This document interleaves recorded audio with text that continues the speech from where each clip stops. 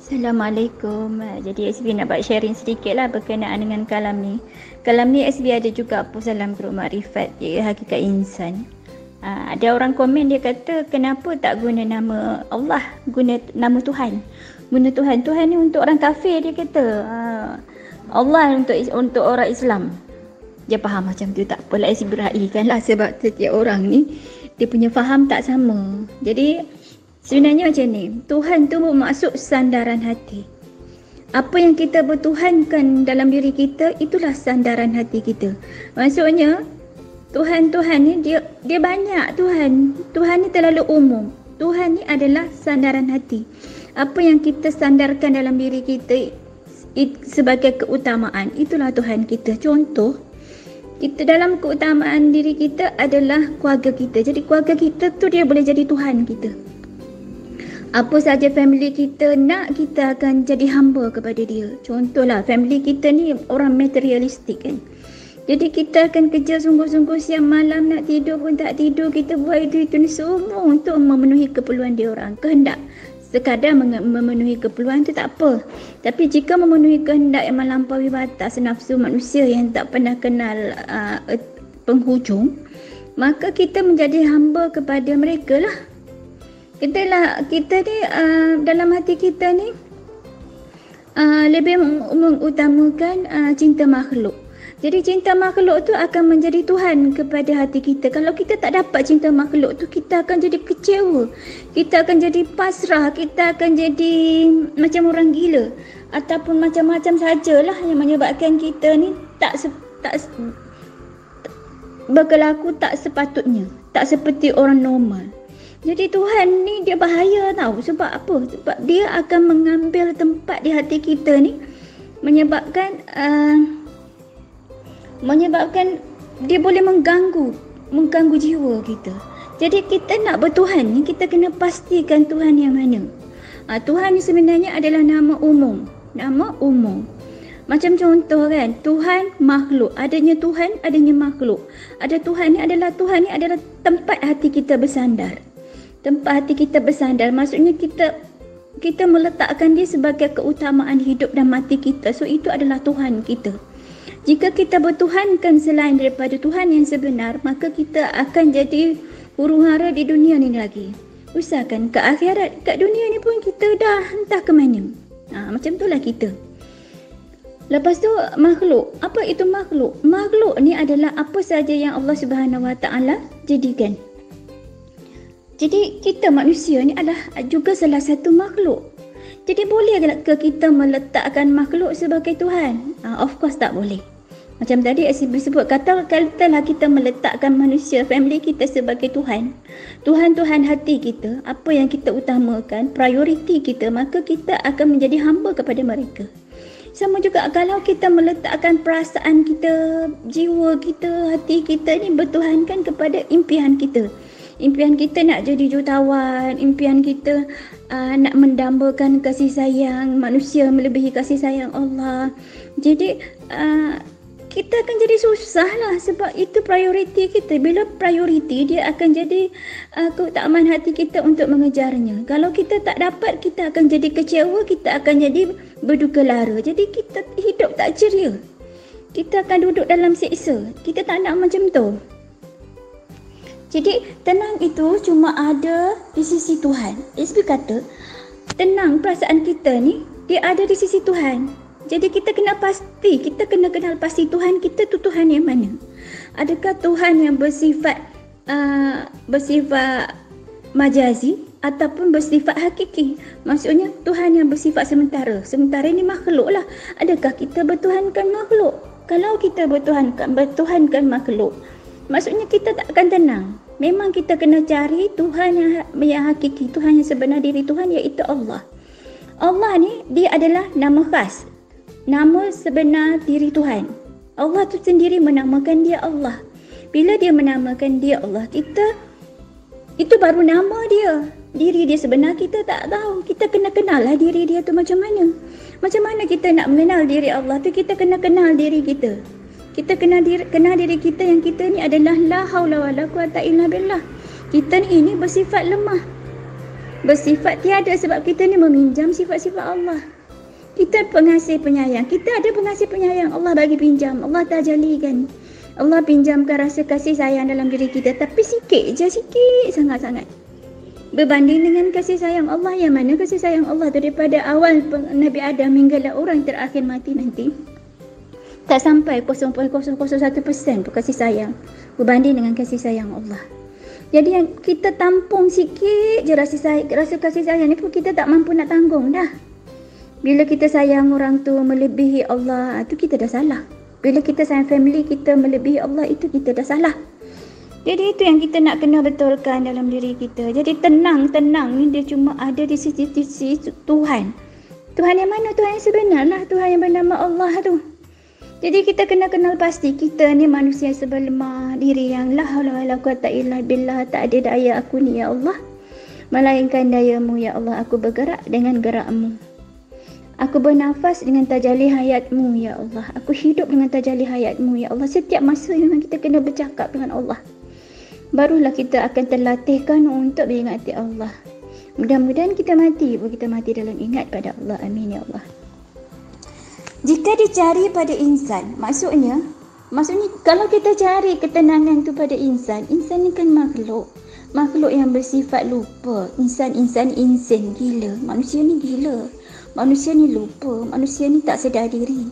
SB cakap SB macam tu lah. Kadang SB buat sesuatu di luar kemampuan SB sendiri. Tapi SB sebab SB kesian. Kadang orang bagi SB job sebab orang tahu SB boleh buat. Tapi SB kadang tak mampu dengan kekalangan SB, dengan guru usrah SB, dengan perjuangan SB, dengan kerja hakiki SB kan. Jadi SB pun itulah SB bersifat gila je, bersifat lemah. Jadi kita tak boleh mencari tenang tu pada diri yang bernama insan. Kita kena tahu insan ni manusia yang bersifat lemah. Jadi kita tak boleh carilah. Kita kata bila aku pandang wajah kau, aku suka. Bila aku dengar suara kau, aku rasa bahagia, aku rasa tenang. Bila kita memuja manusia, kita memang tenang. Tapi seketika bila kita dah rapat dengan dia, kita akan tahu kelemahan dia. Lama-lama kita sakit hati, kita ini. Ataupun katalah kita boleh terima kelemahan dia. Tapi bolehkah kita terima dia setiap masa? Kita tak akan mampu terima setiap masa setiap kekalangan manusia. Sebab manusia lain pun dia ada minat dia tersendiri. Mungkin kita tak suka kepada minat dia, kan? Jadi kita ni tak boleh nak ada rasa nak monopoli sesuatu. Kita tak boleh macam tu. Katalah kita suka pada manusia tu pun, kita tak boleh mendampakan dia. Sebab manusia ini dia bersifat tidak sempurna. Jadi jamal dan jalal Allah tu, keindahan dan kesempurnaan tu hanya ada pada Allah. Jadi kalau kita nak rasa tenang dengan keindahan, dengan kesempurnaan, kita kena mendampingi Allah. Tak kira macam mana sekalipun, memang kena Allah dulu. Jadi kalau hati kita ni kita bawa kepada Allah, insya-Allah datanglah manusia macam mana sekalipun dalam hidup kita, kita akan tenang. Orang bersangka buruk pada kita, kita boleh faham. Alah, itu keberadaan dia tak faham lagi, tak apa. Kenapa aku nak terasa hati? Aku dulu bodoh macam tu juga. Jadi tak ada masalah sebenarnya. Hubungan kita dengan siapa-siapa pun tak akan jadi satu masalah.